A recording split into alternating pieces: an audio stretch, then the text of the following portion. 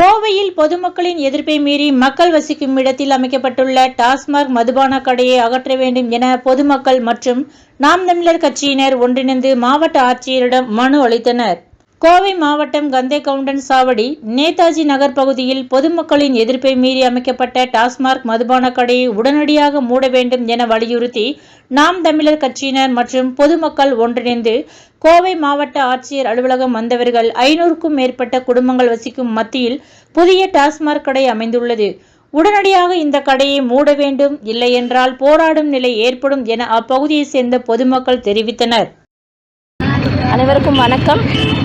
இன்னைக்கு நாம் தமிழர் கட்சி சார்பில் எட்டிமடை பேரூராட்சி காக்கசாவடி பகுதிகளில் ஊருக்குள்ளே திறக்கப்பட்டு 11 to 11 அப்படிங்கிற மதுக்கடையை மூடக்கோரி நாம் தமிழர் கட்சி சார்பிலையும் அங்கே இருக்கக்கூடிய ஊர் பொதுமக்கள் சார்பிலையும் மாவட்ட ஆட்சியரிடம் மனு கொடுக்க வந்திருக்கிறோம். அந்த மதுக்கடை பார்த்திங்கன்னா மிக அருகாமையில் அங்கன்வாடி இருக்குது, அப்புறம் வீடுகள் இருக்கிற பகுதி.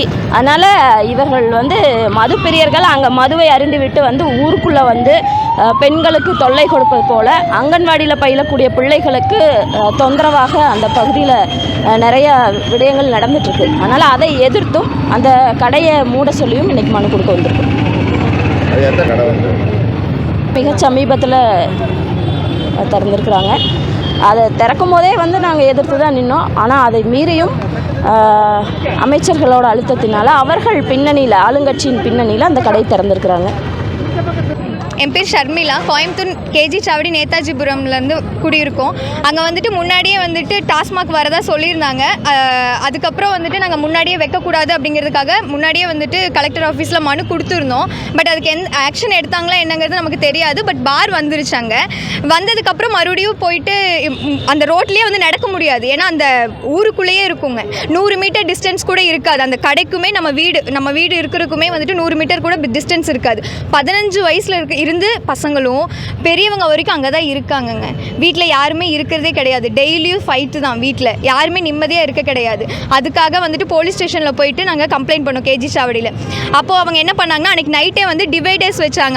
அந்த ரோட்டில் உள்ள டிவைடர்ஸ் வச்சாங்க.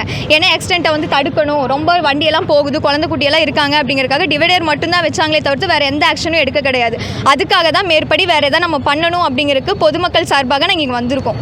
2வது மனு கொடுக்கறதுக்காக இங்கே நாங்கள் வந்திருக்கோங்க. சுற்றுவரமோ சுமார் எத்தனை குடியிருப்புகள்? 500 இந்த ஏரியா, அதாவது நேதாஜிபுரம்ல 500 குடியிருப்பு. அதாவது எல்லாமே இருக்குங்க. நம்ம அந்த டாஸ்மாக்கு கொஞ்சம் பின்னாடி போனால் காலேஜ் ஹாஸ்டல்ஸ் இருக்கு. அங்கே கேர்ள்ஸு இருக்காங்க, பாய்ஸ் எல்லாருமே வேறு ஏரியாவிலிருந்து அங்கே இருக்காங்க, குடியிருக்காங்க அங்கே ஸோ அவங்களுக்கு எல்லாமே ரொம்ப ஈஸியாக ஆக்சஸ் பண்ணிக்கலாம் அந்த ஷாப்பை. அந்த அளவுக்கு தான் இருக்குது. அந்த பார் அங்க வரனால கொடுத்துருக்கோங்க. லாஸ்ட் வீக் நாங்கள் அங்கே கம்ப்ளைண்ட் ரெஜிஸ்டர் பண்ணியிருக்கோம் கேஜி சாவடியில். அதுக்கான ப்ரூஃபும் இருக்குது, ஃபோட்டோஸ் வித் அந்த கம்ப்ளைண்ட் காப்பி எல்லாமே இருக்குங்க. கலெக்டர் ஆஃபீஸில் நீங்கள் மனு ஏற்கனவே கொடுத்துருக்கோம். அதுக்கு என்ன பதில் கொடுத்தாங்க? அதுக்கு இப்போ வரை எதுவும் வரலைங்க. ஆக்சுவலி அங்கே வைக்கக்கூடாது அப்படிங்கிறதுக்காக தான் நாங்கள் மனு கொடுத்தது. பட் வச்சுட்டாங்க. ஸோ அதுக்காக தான் அகைன் நாங்கள் இங்கே வந்திருக்கோம்.